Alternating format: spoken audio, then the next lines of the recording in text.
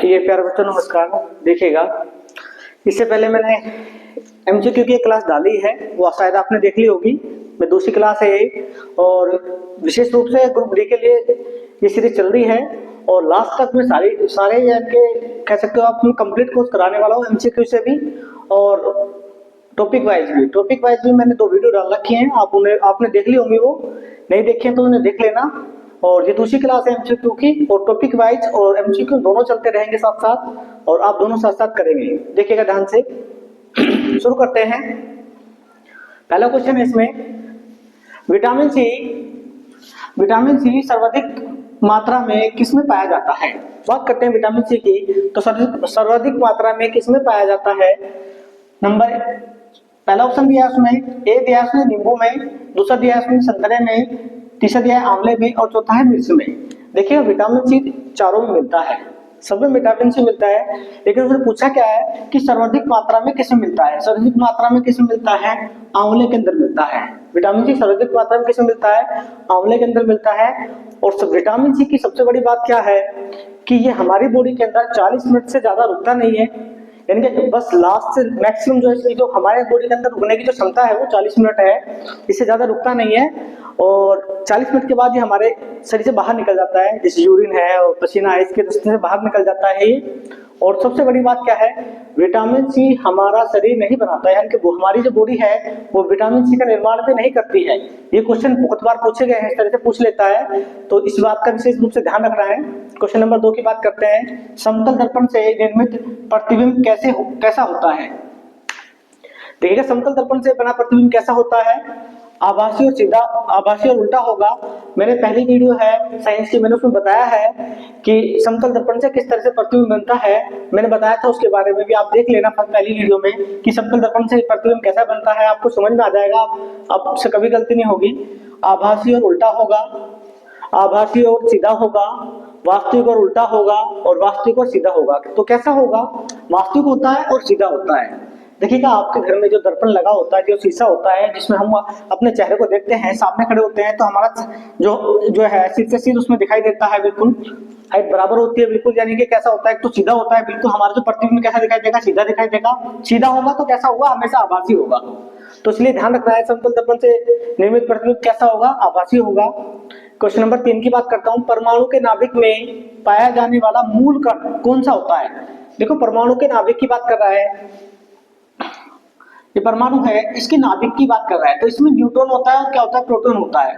हमेशा परमाणु के नाभिक में क्या होता है, न्यूट्रॉन होगा, प्रोटॉन होगा। प्रोटॉन और न्यूट्रॉन पहले ऑप्शन है, इसमें क्या आएगा, प्रोटॉन होगा और न्यूट्रॉन होगा।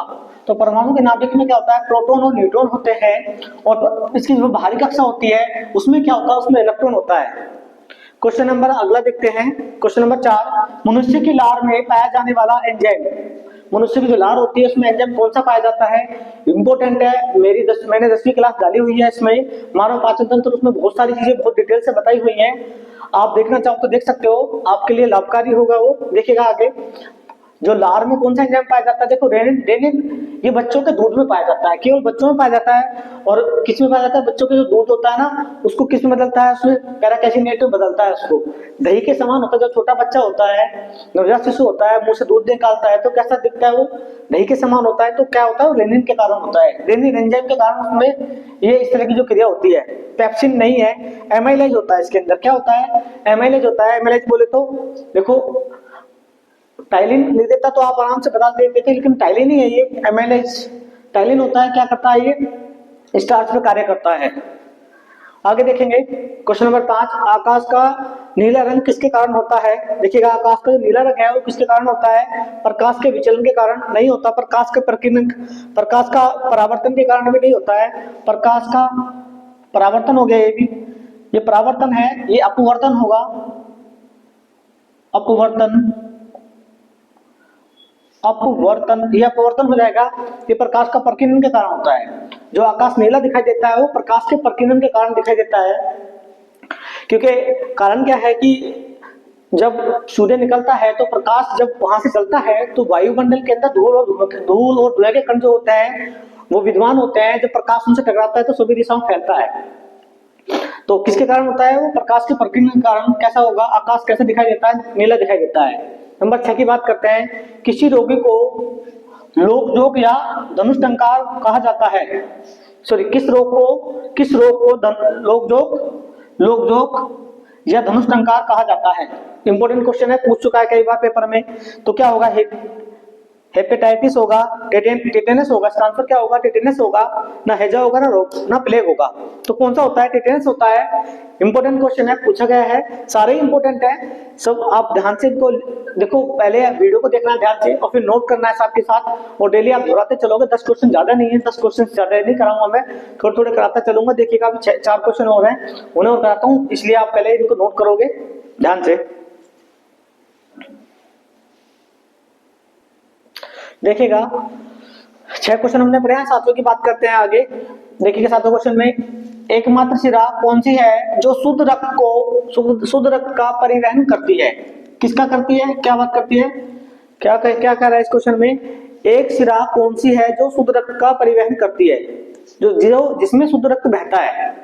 देखिए अपवाद है, जबकि देखिएगा धमनी के अंदर शुद्ध रक्त बहता है और शिरा के अंदर अशुद्ध रक्त बहता है। ये अपवाद है, केवल और केवल एकमात्र अपवाद है जो शिरा के अंदर क्या सा रक्त बहता है, शुद्ध रक्त बहता है। मैंने कक्षा 10 की एक मानव हृदय की क्लास डाली हुई है, मानव हृदय और पाचन तंत्र, उसको आप जरूर देखना। वहां से क्वेश्चन, बहुत सारे क्वेश्चन बनते हैं और बहुत अच्छे से मैंने समझा रखा है। आप उसको करना, आपको बिल्कुल सारी चीजें क्लियर हो जाएंगी। धमनी क्या होती है, शिरा क्या होती है, किसमें शुद्ध रक्त बहता है, किसमें अशुद्ध बहता है, वो सारी चीजें मैंने समझाई हुई है। देखिएगा शुद्ध रक्त की बात करता है तो एकमात्र शिरा कौन सी है जिसके अंदर शुद्ध रक्त बहता है, तो क्या है, वो फुफ्फुसी शिरा है। ये फुफ्फुसी शिरा क्या करती है, हमारे लंग्स से यानी कि फेफड़ों से रक्त लेके जाती है, कहाँ, बाएं अलिंद में लेके जाती है।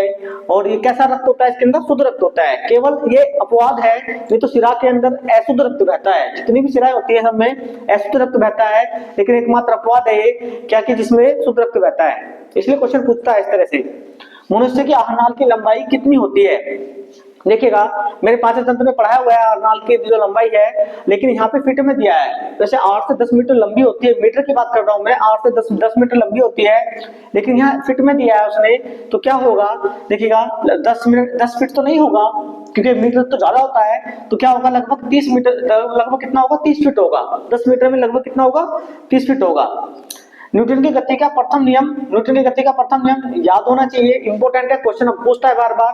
क्रिया प्रतिक्रिया का नियम नहीं है ये, जड़त्व का नियम। नंबर 2 इसमें क्या है, इसका आंसर क्या होगा, बी होगा। न्यूटन की गति का प्रथम नियम क्या है, या जड़त्व का नियम बोल सकते हो, या न्यूटन की गति का प्रथम नियम कह सकते हो।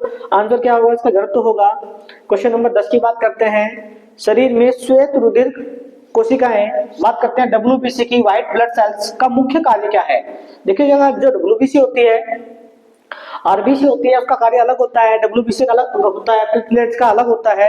तो WBC का कार्य पूछा क्या होता है, ऑक्सीजन का वहन नहीं करती है, स्कंदन में मदद करना, स्कंदन में मदद नहीं करती है, और लाल रुधिर कणिकाओं का निर्माण नहीं करती है, और शरीर की रोगों से क्या करती है, रक्षा करती है। क्या करती है, शरीर के रोगों से रक्षा करती है। देखिएगा MCQ और जो है टॉपिक वाइज हर रोज में डालने वाला हूँ कुछ ना कुछ जरूर, आप इनको नोट करते रहना, साथ के साथ याद करते रहेंगे। धीरे धीरे आपके बहुत सारे क्वेश्चन जुड़ने वाले हैं। धन्यवाद।